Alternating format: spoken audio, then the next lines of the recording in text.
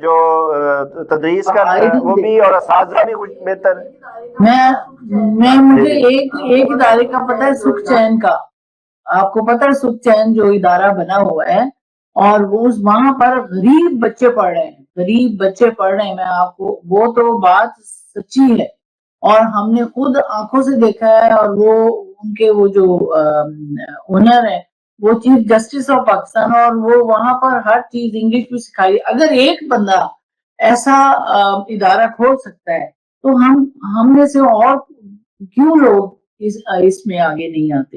اور دوسری بات یہ ہے کہ میں نے بہت سارے ٹرسٹ اسکول دیکھے ہیں. اگر ان کے بچوں سے پوچھا جائے، اگر ان کے ساتھ سے یا ان سے پوچھا جائے کہ یہ بچوں کی فیس کیا ہے، یہاں پر ساری معاف ہے.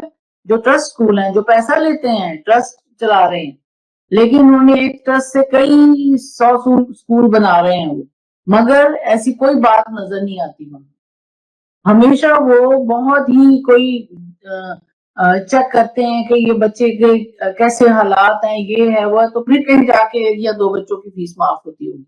باقی وہ سب سے فیسیں لیتے ہیں، اور وہ ان کی تعداد بڑھتی جا رہی ہے اسکولوں کی، اور ان کا مال بھی بڑھتا جا رہا ہے، اور ان کی سب کچھ بڑھ رہا ہے. لیکن بچوں سے فیسیں جو کہہ کے بنایا گیا ہے وہ نہیں لی جاتی. یہ میں آپ کو سچی بات بتا رہی ہوں. تو یہ ہاں جی، تو میں یہی سمجھتی ہوں کہ جو لوگ اس طرح کر رہے ہیں ان کا بھی استحصال ہونا چاہیے، ان کی رپورٹنگ ہونی چاہیے، گورنمنٹ لیول پہ ہونی چاہیے کہ یہ جو ٹرسٹ اسکول بنائے گئے ہیں یہ اس میں کیا بچوں کو فائدہ ہو رہا ہے، ان کی فیسیں معاف ہیں، ان کو کیا کیا فیسلٹیز دی جا رہی ہیں. میں تو جہاں بھی جاتی ہوں وہ ٹرسٹ اسکول میں امیروں کے بچے ہی پڑھ رہے ہوتے ہیں، اتنی بڑی گاڑیاں ان کو لینے آ